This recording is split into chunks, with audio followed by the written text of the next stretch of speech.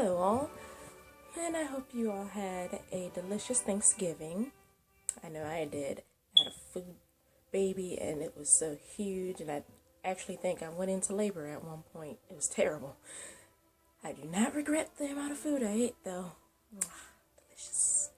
Okay, so, even though it's a bit late for the holiday, by like a day or so, depending on when I actually get it uploaded, and when you guys see it, well, I'm gonna do it anyway. And even though there's not too many holiday things relevant to Thanksgiving that I could talk about, at least that I know of, there is one that I'm gonna go ahead and talk about, and that's the Aristocats. Because everybody wants to be a cat. And also because there's a very powerful message about being thankful in there, I think. Maybe. Just a little bit. Alright, so the topic of this for being thankful is Edgar, the butler. You know, the butler who did it. He fell into that trope.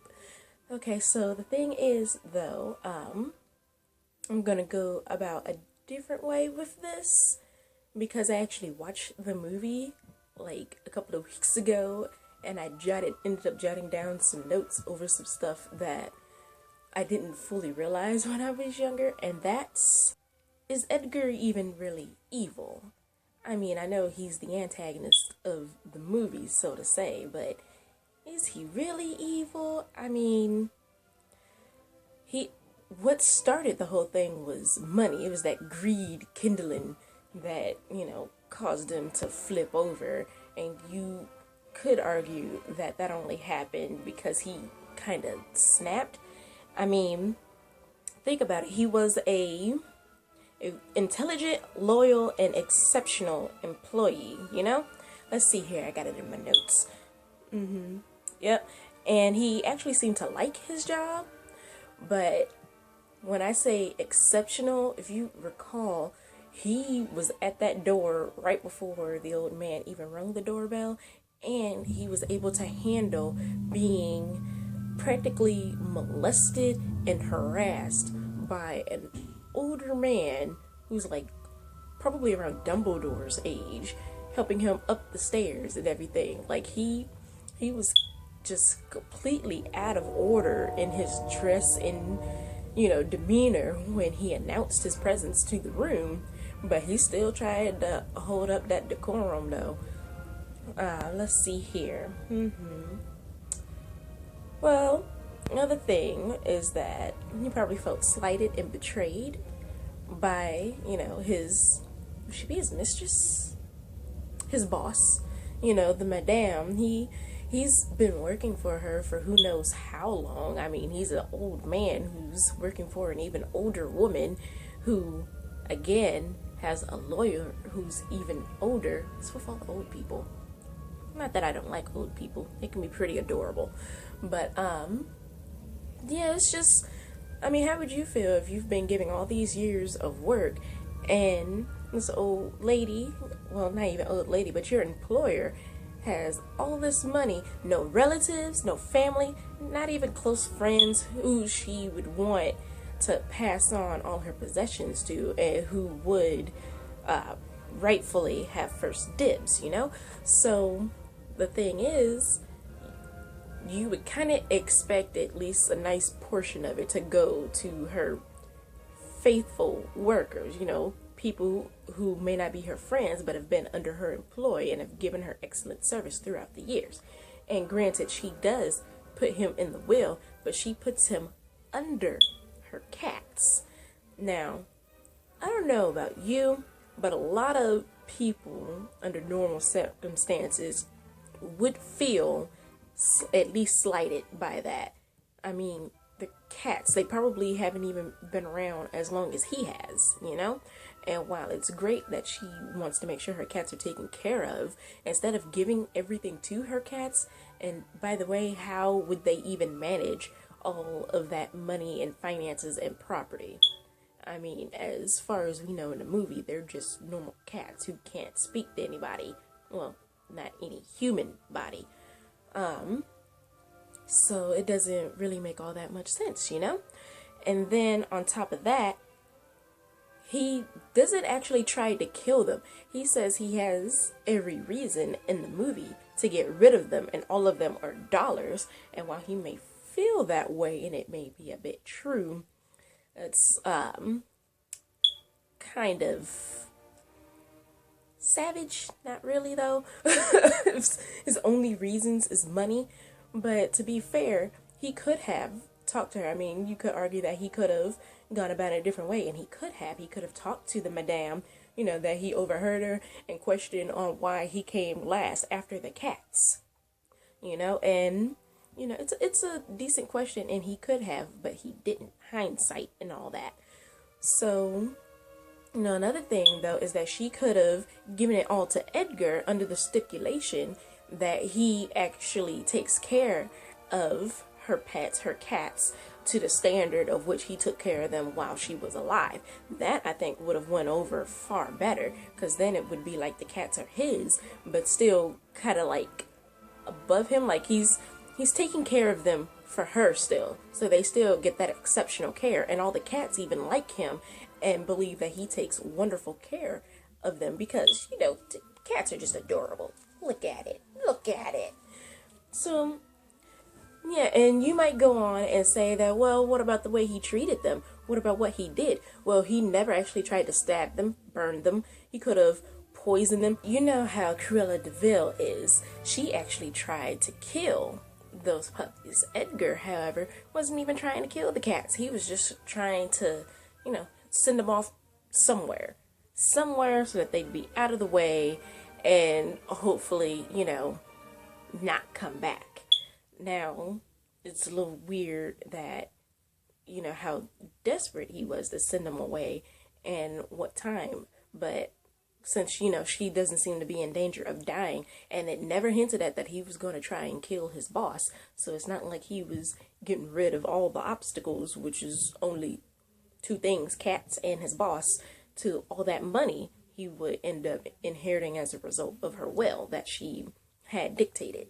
So, really, he's not that evil. Well, he's not evil. He's just bad and kind of off his rocker. I mean, he might have been going senile at the thought of having all that money to kick back and relax on, you know, having been nothing but a servant for who knows how long of his life.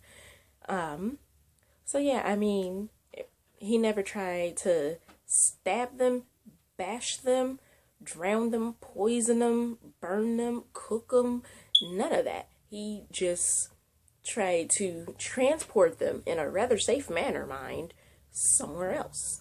I mean, he put them to sleep. I mean, that's not exactly poison them, that's drugging them, but it wasn't anything harmful, even though it could have been with overdose, but whatever. Again, he wasn't trying to kill them. Maybe through his actions, they could die, which isn't good at all, but he wasn't actively trying to kill any of the cats. He wasn't trying to kill Duchess and her kittens. So, you know, he can't be all that bad. And furthermore, on the topic, let's look at my notes here. Oh yeah. One other argument that you might be able to make is how rough he was being with the cats at the end of the movie. You know, and also the fact that he put Duchess and her kittens inside of a trunk to be shipped off far away to Timbuktu. I'm not entirely sure how far away Timbuktu is to their current residence and location, but it's always signified that it is very far away. And also just really hard to get back from. Just kick you all the way to Timbuktu. Gonna ship you off to Timbuktu as if you can never come back from there. I don't know. I remember finding out when I was younger that Timbuktu was an actual place. But yeah. So anyway, moving on from there, you know, they probably would have been able to survive. I mean, it was a very big trunk, and, you know, they could be able to get some fresh air around the creases for where the trunk was closed, you know, since there was no air holes. But moving on from there, they were still whole and wholesome and uninjured while in that crate. Not sure exactly how they would get out that crate once they got there, but hey, maybe he had an accomplice there, you know, somebody he knew who would just accept a box full of crates, a box full of cats, with pretty much no questions. Now, whether they would keep the cats or give them to somebody else, you know, sell them for their own profit is up in the air. But then you have Thomas O'Malley and them alley cats who come busting in to the barn, and they just straight up start attacking this guy. And Edgar, unlike us, the viewers, have no idea who these cats are, where they came from, and why they're there.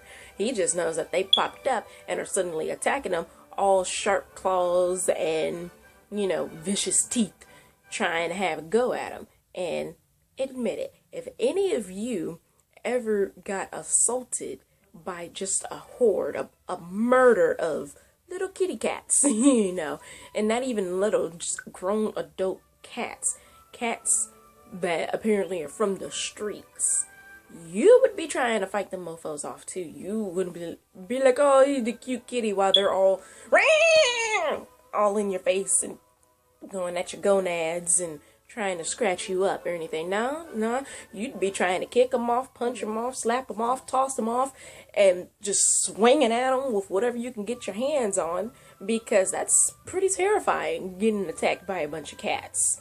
I mean, getting attacked by one can be scary because they can actually do some damage. So getting attacked by a group by no less than 4 cats, 4 adult cats, no less than that. Because remember, we got Thomas O'Malley, that's 1. You got Scat Cat, that's 2. You got the Siamese Chinese cat, whatever, that's another. You got the one with the dreadlocks, that's 4. And then the one with the glasses, that's 5. And, well, I guess 6 cats, because there's the big burly cat too. So that's 6 cats. That's 6, at the very least, grown cats attacking you, seemingly out of nowhere. I mean, sure, he can assume that he's there, that they're there to help the 4 cats he just put in a box, but you never know. Could just be random cats acting crazy, you know? So that's all I wanted to talk about for this video. Hope you guys enjoyed. Go ahead and subscribe, hit the like button if you guys enjoyed this video. And if you want to see more of me just talking about cartoons and rambling on about things, cartoons, anime, books, all that jazz, just different things that catch my fancy or caught my attention that I feel like talking about. So, yeah, and I suppose I'll see you guys next time. I look forward to any comments in the section, suggestions on what it is that I could talk about or what you would like to see. Anything of that sort, really. And really, I just want to get a discussion going, you know. That's part of the reason why I set up this YouTube account. If you're curious about when my friend will finally make a video, I has no clue. She's a married woman. So who knows when she'll have the time. She's very busy.